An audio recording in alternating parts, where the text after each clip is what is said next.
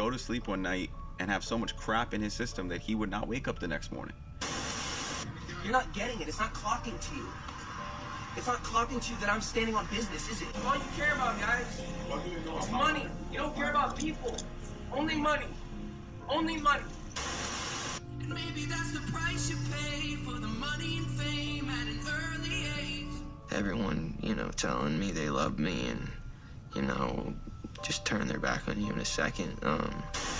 Have you ever Don't ask me about her again. Have you ever? Don't ask me about her again. Don't ask me about her again. And everybody saw me sick, and it felt like no one gave a.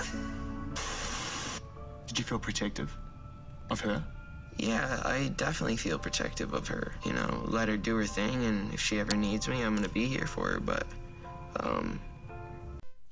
Hello everyone, आज हम बात करेंगे Justin Bieber के बारे में। ये एक ऐसी कहानी है जिसमें एक बच्चा जो पूरी दुनिया का स्टार बन गया, but it's about fame, betrayal and then redemption. 2026 Grammys पे जस्टिन बीबर स्टेज पर आए सिर्फ एक गिटार के साथ, स्ट्रिप डाउन एंड वल्नरेबल। बहुत लोगों को ये एक परफॉर्मेंस नहीं लगी, ये एक कन्फेशन लगा, एक एक्नॉलेजमेंट कि जो बातें सालों से विस्पर्स में हो रही थी वो सच थी। और ये देख के एक सवाल फिर से उठा, क्या ये इंसान कभी सच में प्रोटेक्टेड था कि दुनिया ने एक बच्चे को इंडस्ट्री के हवाले कर दिया और फिर उसके गिरने का तमाशा देखा।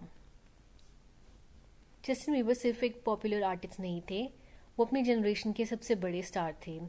16 साल की उम्र में सॉन्ग आफ्टर सॉन्ग चार्ट्स पे, एल्बम्स डेब्यू पे नंबर 1 और बीबर फीवर ये सिर्फ एक फ्रेज नहीं था, ये एक फिनोमिना था। मॉल्स बंद हो जाते थे सिर्फ इसलिए कि वो वहाँ आ रहे हैं। न्यूज़ एंकर्स टीनेज गर्ल्स के रोने के ब्रेकिंग न्यूज़ को कवर करती थी। एक छोटा सा बच्चा जो कनाडा के एक छोटे से टाउन में अपनी माँ के साथ रहता था, यूट्यूब पे कवर्स गाता था, वो ऑलमोस्ट ओवरनाइट प्राइवेट जेट्स और $multi-million डील्स की दुनिया में आ गया। Rags to riches story real time होती दिख रही थी उनके लाइफ में, और फिर क्रैश भी रियल टाइम हुआ। 2013 और 2014 के बीच एक के बाद एक कंट्रोवर्सी, पपराजी के साथ कन्फ्रंट्रेशंस, रेशियल स्लर वाला वीडियो, DUI अरेस्ट, नेबर का घर में एग फेंकना, सब्सटेंस अब्यूज़ के रूमर्स, और मीडिया ने एक सेकंड भी ग्रेस नहीं दिया। लेट नाइट होस्ट ने मॉक किया, टैबलेट्स ने डाइसेक्ट किया, अवार्ड शोज पे लोगों ने बू किया। वही दुनिया जिसने एकदम उनको सेलिब्रेट किया था वो उसी जोश के साथ टीयर अबाउट करने लगी उन्हें। लेकिन कोई नहीं रुका ये सोचने के लिए कि ये 19 साल का लड़का एक्चुअली क्या उसकी लाइफ में गुजर रहा है। और उनकी लाइफ में बहुत कुछ गुजर रहा था। जस्टिन के फादर जेरेमी तब आए जब सक्सेस आ गई उनकी लाइफ में। चाइल्डहुड में वो प्रेजेंट नहीं थे, और जब जस्टिन अपनी ज़िंदगी के सबसे डार्क जगह में थे, जेरेमी वहाँ थे एनेबलिंग बिहेवियर करने के लिए। पार्टीज में साथ थे, और रिपोर्ट्स के मुताबिक DUI वाली रात से पहले स्ट्रीट्स ब्लॉक करवाने में भी उनका इन्वॉल्वमेंट था, ताकि इंटॉक्सिकेटेड जस्टिन ड्रैग रेस कर सके। ये फादर सन रिलेशनशिप नहीं था, ये एक बंदा था जो अपने बेटे की फेम के ज़रिए अपने टीनेज ईयर्स को जीना चाहता था। और जस्टिन की माँ पैटी जो सालों से कंसिस्टेंटली साथ थी, उनका अलग दर्द रहा। 2014 में दोनों के बीच फॉल आउट हो गया, और इसके एक बड़ा रीज़न था सेलेना गोमेज। सेलेना गोमेज और जस्टिन का रिलेशनशिप इतना कॉम्प्लेक्स था कि वो simply on again of again romance कहना बहुत शैलो लगेगा। जब 2012 में पहली बार ब्रेकअप हुआ, सेलेना ने जस्टिन की माँ को कॉल करना शुरू कर दिया अपनी साइड ऑफ स्टोरी शेयर करने के लिए। कुछ बातें टीनेज में जैसे आप एग्जैजरेट करते हो वैसे उन्होंने उनको बताया। पैटी ने सेलेना की बात मान ली और जस्टिन के अगेंस्ट हो गई। जस्टिन के लिए ये डेवस्टेटिंग था, अपनी माँ का जो सालों के साथ वो साथ में थे, अपनी गर्लफ्रेंड के वर्ड अपने बाद में मानना। उसने एक सॉन्ग में भी लिखा, how many times are you going to call up my mother. ये सिर्फ लिरिक्स नहीं थे, ये एक रियल वूंड था। और सेलेना खुद जो बाद में बाइपोलर डिसऑर्डर से डायग्नोज हुई, उनको बाद में समझ आया कि उनका बिहेवियर इतना इनकंसिस्टेंट क्यों था।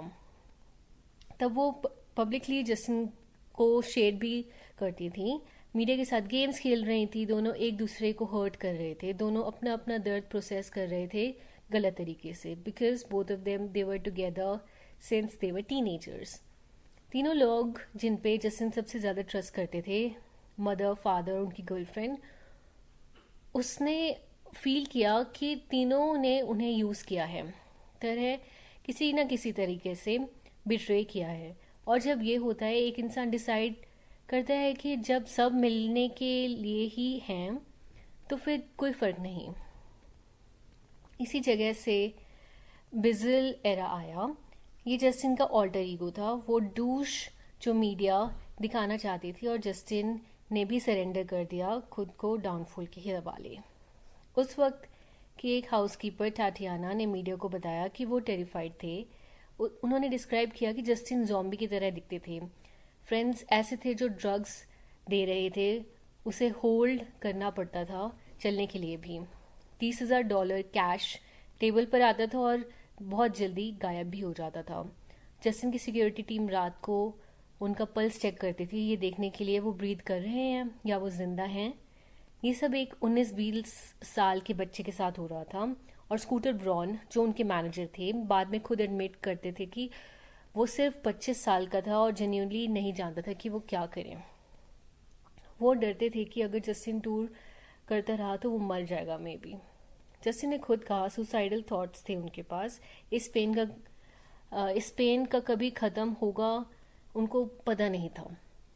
मैं सफ़र कर रहा था, मैं बस ये फील करना चाहता था कि ये पेन बंद हो जाए। ये कन्फेशन एक डॉक्यूमेंट्री में आया, इंस्टाग्राम पोस्ट में आया, सॉन्ग्स में आया, लेकिन मीडिया ने तब भी स्कैंडल ढूंढने चूज़ किया, वल्नरेबिलिटी नहीं। और ये सब तब हो रहा था जब बहुत से लोग पूछ रहे थे कि इंडस्ट्री में एक्चुअली क्या हुआ था उस बच्चे के साथ। डिडी और अशर के साथ अर्ली ईयर्स एप्स्टीन केस के बाद जो कन्वर्सेशन शुरू हुए, यमी म्यूज़िक वीडियो के सिंबल्स, बहुत सारे डॉट्स हैं जो लोग कनेक्ट करने की कोशिश करते रहे। कोई डेफिनेटिव आंसर नहीं मिला, लेकिन जस्टिन का बिली आइलिश के लिए रोने वाला मूवमेंट, ये इतना रॉ था, इतना स्पेसिफिक था कि ये सिर्फ जेनेरिक कंसर्न नहीं लग रहा था। वो चाहते थे कि वो सेफ रहे। क्यों? क्योंकि वो खुद जानते थे कि इंडस्ट्री कैसी है। फिर आई हेली और सब लोग जो जस्टिन के क्लोज थे एक ही चीज़ कहते थे, हेली ने उसे बचा लिया। वो स्ट्रक्चर्ड है, रिस्पॉन्सिबल है, रूटीन में बिलीव करती है, वो सब कुछ जो जस्टिन को पूरी लाइफ में मिसिंग था। जस्टिन ने खुद कहा कि पहले साल बहुत मुश्किल था, ट्रस्ट इश्यूज थे, डर था कि अगर सच बताया तो वो चली जाएगी, लेकिन वो नहीं गई। और अगस्त 2024 में जैक ब्लूज बीबर का जन्म हुआ, जो उनका बेटा है। ये वो मोमेंट था जब सर्कल कंप्लीट हुआ। जस्टिन ने अपनी पूरी ज़िंदगी एक स्टेबल फैमिली चाही, डिनर टेबल पर साथ बैठना, हंसना, बात करना, वो नहीं मिली। तो उन्होंने अपनी लाइफ ऐसे बनाई। अपने बेटे के लिए वो बाप बनना चाहते हैं जो वो कभी उनके लाइफ में नहीं थे। ये रिडेम्पशन सिर्फ करियर का नहीं है, ये एक इंसान का है जो फाइनली समझ गया कि फेम, पैसा और वैलिडेशन वो चीज़ नहीं दे सकती जो एक बचपन की स्टेबिलिटी देती है। 2026 के ग्रैमीज पे वो स्टेज पर खड़े थे, गिटार के साथ स्ट्रिप डाउन, लोनली नहीं, सिर्फ ऑनेस्ट। और शायद पहली बार वो वहाँ अपने लिए थे, इंडस्ट्री के लिए नहीं, फैंस के लिए नहीं, सिर्फ अपने लिए। नीचे कमेंट्स में बताओ जस्टिन की स्टोरी में आपको सबसे ज़्यादा कौन सी चीज़ ने टच किया। लाइक और सब्सक्राइब ज़रूर करिए, हेल्प्स द चैनल।